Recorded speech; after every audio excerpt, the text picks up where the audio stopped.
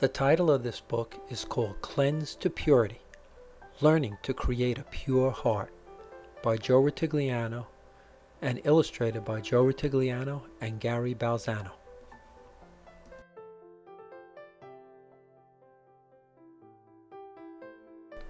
This is a story about a bottle that learned a lesson on how easy it was to lose her purity.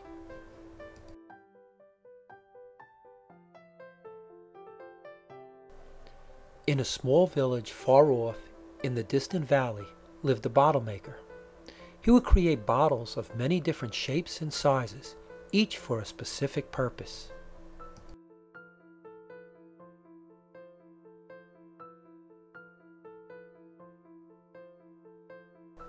One day, as the Bottlemaker completed his latest bottle, he told the bottle how she was to be used.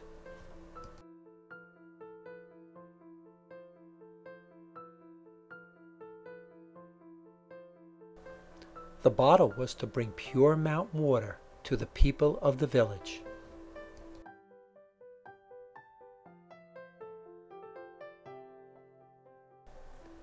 Before the bottle left on her journey to the top of the mountain, the Bottlemaker gave careful instructions.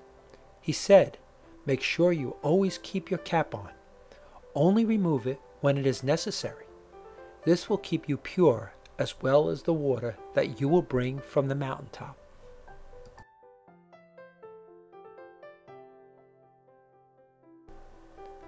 When the Bottlemaker finished speaking, the bottle waved goodbye as she set out on her journey up the steep mountain.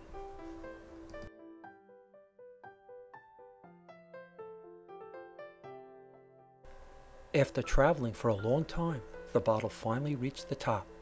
She watched as the pure water ran over the edge of a large rock into a pool below where it collected.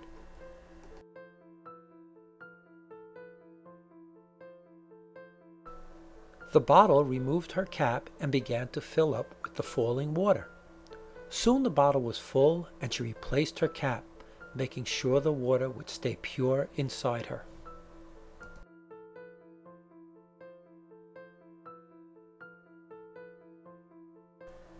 She then began the long journey down to the valley below.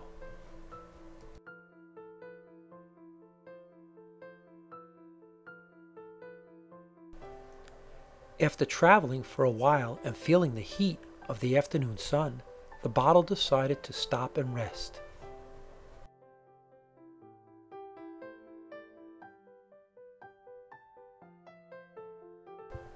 Feeling thirsty, she removed her cap.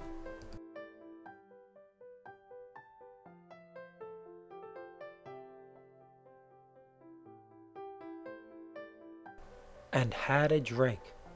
It was refreshing.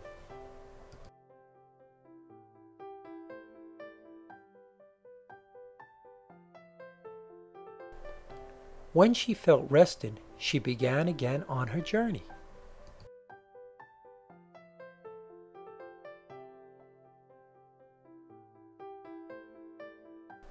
Traveling down the mountain, the bottle remembered she had forgotten to replace her cap. Not wanting to go all the way back, the bottle convinced herself that she would soon be in the valley below, so she continued on her way.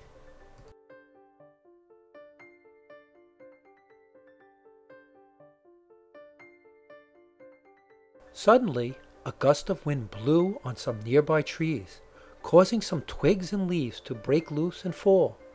Because the bottle had no cap, some went inside the bottle. The bottle was unaware of what had happened.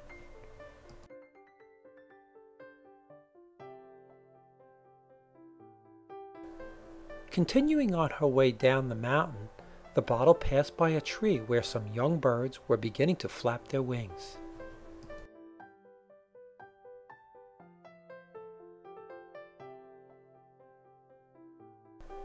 A few of their feathers came loose and floated into the opening of the bottle. She didn't realize this had happened.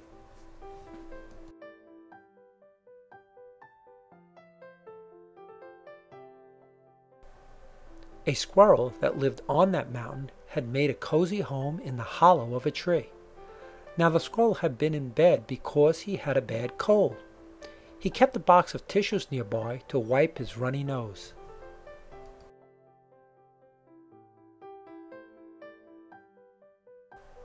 Every time the squirrel finished with a tissue, he would drop it outside the tree into a basket he kept below.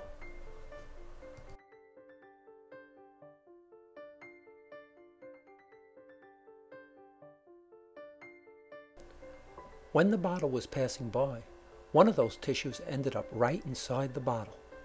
The bottle was so concerned about bringing the pure water to the people in the valley that she never knew what had happened.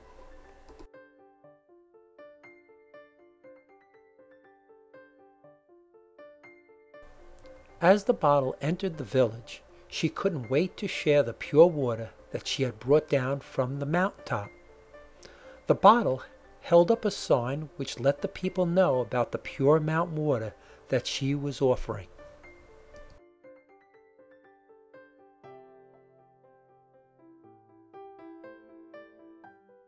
But no one would stop for a drink.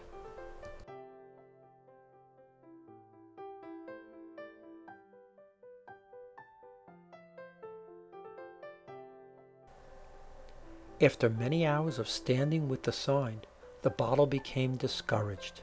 She felt sad because she had traveled so long and no one wanted the water she brought.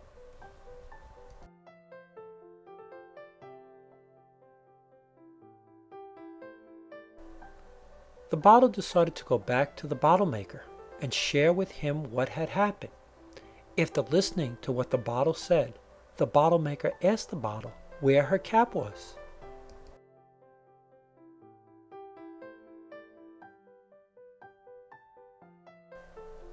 The bottle explained how she left it where she stopped to rest, only remembering it after she was quite far down the mountain and decided not to go back.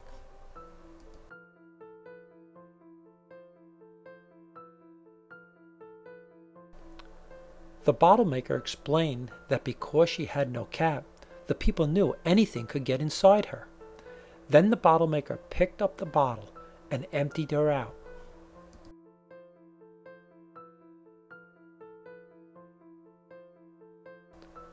When the bottle saw all the debris that came out, she realized that her decision not to go back for her cap was too costly. The bottle was very upset and thought that she could never be of any use again.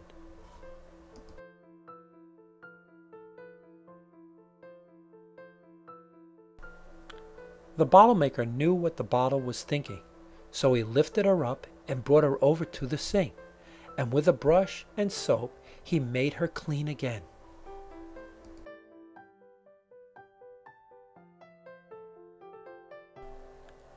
Putting the bottle down, the Bottlemaker said, "Because I have made you clean, you are clean."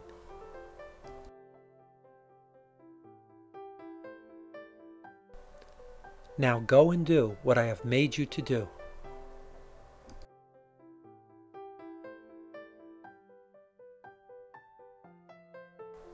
The bottle thanked the Bottlemaker and began to leave, but remembering all she had been through, turned and asked for a new cap.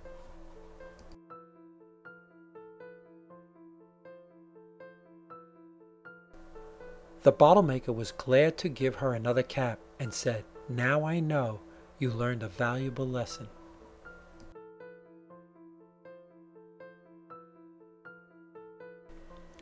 Just like this story, we all at some time have experienced the consequences from not obeying directions.